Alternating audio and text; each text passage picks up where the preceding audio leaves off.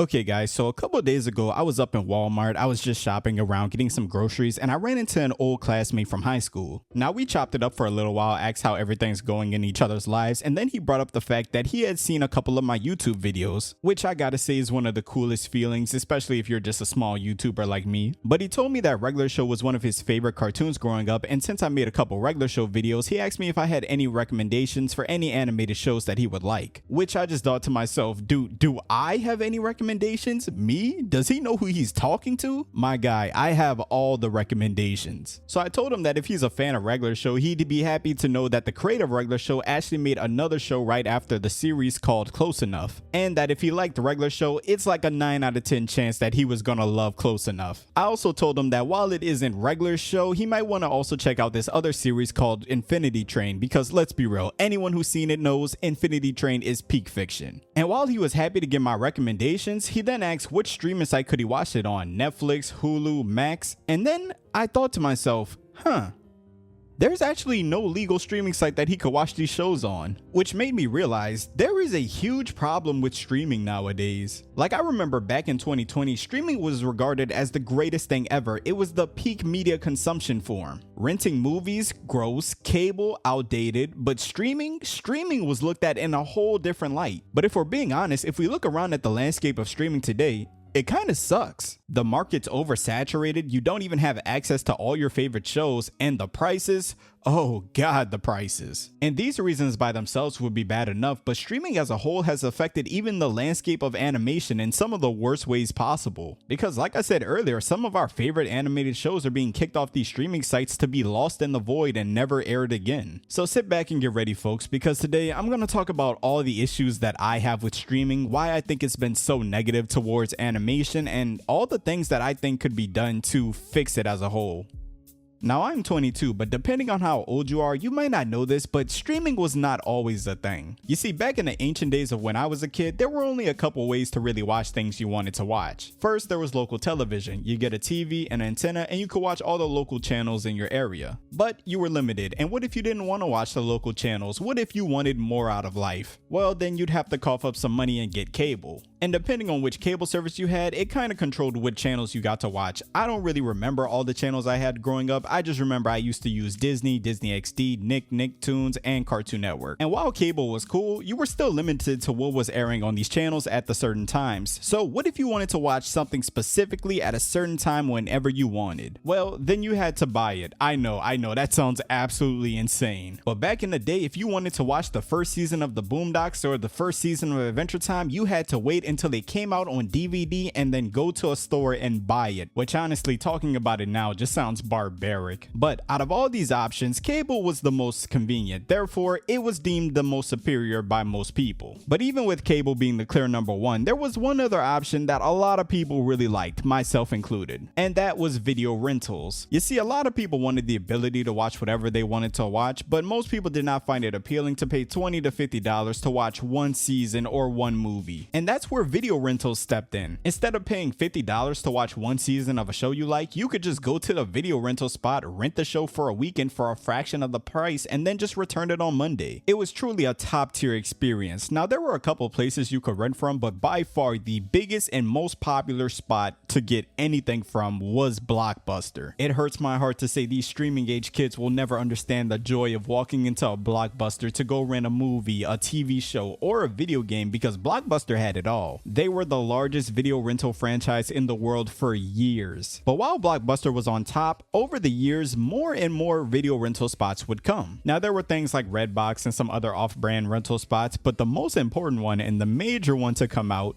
was Netflix. Because I don't know how many of you remember, but back in its earlier days, Netflix was a video rental company. But what separated Netflix from a company like Blockbuster is that Netflix gave you the option to mail your product directly to you. And depending on what type of person you are, this was way more convenient than Blockbuster's business model, where you actually had to go in store, pick up a disc, and actually buy it. And look, even I had used Netflix at the time, but I didn't really think it was anything that special. Or at least I didn't until Netflix dropped the first subscription service. Instead of a allowing people to rent out a TV show or a movie and then mail it out to themselves, Netflix had completely changed the game. Now you could pay a once-a-month fee and have access to everything in Netflix's library. And I swear, when Netflix first came out, dude, the subscription was like $5. Like, it was so cheap. Now, I don't know if I'm the only one who feels this way, because every time I hear people talk about Netflix, they always make it sound like it was the greatest thing ever when it first came out. But in all honesty, from what I remember, Netflix used to suck. Like, don't get me wrong, early Netflix was cool, and being able to stream for the first time was like a great experience.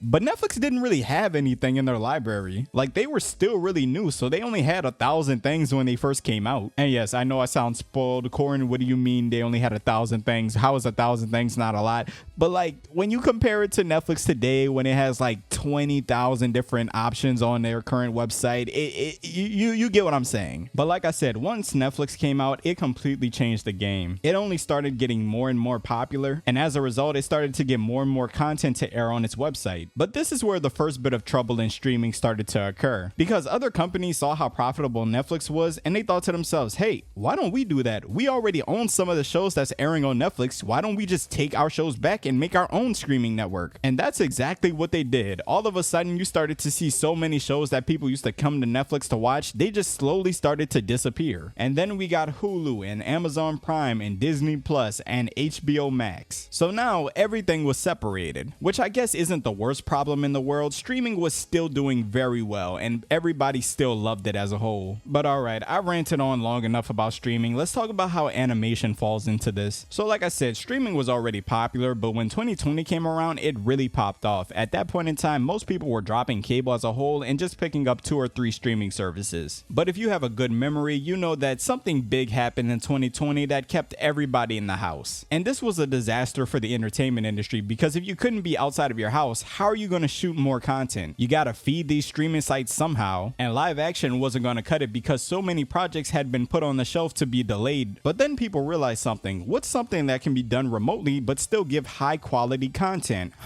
Animation. And because of this realization, you started to see a lot of these streaming services put animation as a priority. And we did get some really good content out of this era. Shows like Invincible and Arcane took the world by storm. Encanto was one of the biggest things on the internet once it released on Disney Plus. And they even started re-releasing old shows like Avatar: The Last Airbender on streaming sites like Netflix, and people just started binge watching it all the way through. Animated shows were keeping these streaming sites floating during this time period. And as someone who's just always been more of a fan of animation than live action shows, I was binging everything during this time. And it really seemed like animation as a whole was being taken more seriously, because after the lockdown era, we would start to get amazing projects like Puss in Boots: The Last Wish, which still to this day, DreamWorks had no business dropping this masterpiece out of nowhere. But we were also getting things like Spider-Man Across the Spider-Verse, The Boy and the Heroine, Blue Eye Samurai, Scott Pilgrim Takes Off. Like, animation was just going crazy, and it really seemed like big studios really cared about it. Yeah, that wasn't the case. See, while animation was a priority for a while, it didn't stay a priority forever. And slowly but surely, you started to see a lot of animated projects suffer as a result. One of the best examples I can think of is Netflix's Inside Job. This show premiered on Netflix back in 2021, and it was one of my favorite shows to drop that year. It revolved around a government agency managing all the weird and supernatural conspiracies around the world. And it was just such a great show. It had great animation, great voice acting. The humor was good, and it actually has some really great character development. And season 1 of Inside Job did really well. So well that Netflix announced that the show was being renewed for a season 2, only for them to come out a couple months later and announce that it wasn't getting a season 2 and they're actually canceling the series. And the craziest part is they never actually gave a real reason why. And the only conclusion that people came to is during the time Inside Job was canceled, AMC was making a lot of cuts. The company was trying to save money, and as everybody famously knows, if you don't release a project to be monetized, you can write off the production costs. So Inside Job season 2 that was midway through production might have been a tax write-off. And I talked about it in my What Happened to Close Enough video, but basically the exact same thing happened to the show. The show was performing very well with a big audience, and then out of nowhere it just gets canceled. And during the time Close Enough was canceled, Warner Media was also making cuts. And something you'll notice almost immediately when it comes to these companies trying to save money and cut shows is that the type of shows that they cut are almost always animated shows. shows. And if you think this is because the industry just doesn't respect animation as much as live action, you'd be absolutely correct, because over the years we've had countless and countless people who work in the animation industry coming out saying this same thing. And look, if you don't see the value in animation, that's already crazy, but it seems like at times these people are genuinely going out their way to sabotage these animated series. A couple months ago, this tweet was going viral where Max announced that it was removing a bunch of old Cartoon Network shows from their service. And when I looked at the shows that were getting removed, I was genuinely confused, because they were removing shows like The Amazing World of Gumball, Regular Show, and Steven Universe. And look, you might not be a fan of all three, but you cannot deny that these were three of the biggest Cartoon Network shows to come out in the last decade. So the fact that they were just being removed off of Max, literally the streaming service under the brand that Cartoon Network is under, was insane to me. And I did some digging as to why HBO Max would do this, and I don't know how true this is, but I was told that the reason they remove shows, even if they're really popular ones or really big ones,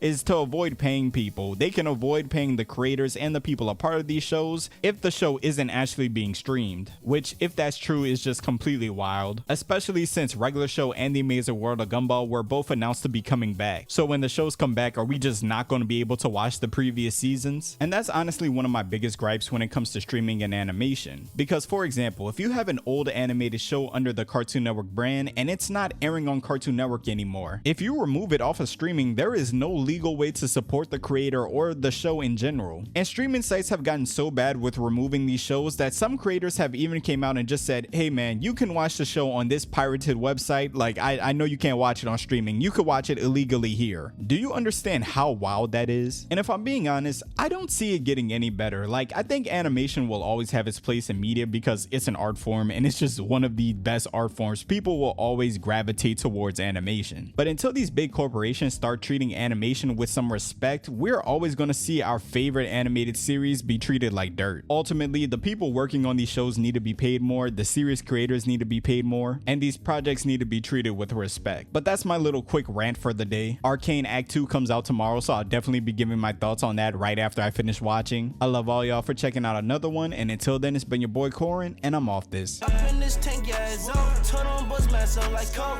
Pull up in Rovers, it's old. Bitch, I'm cheese Sosa, this coke. Llama, it can't want no hoes. Bottle, it can't let me pour. High as fun, just like a float. Wanna glow up, let me show you.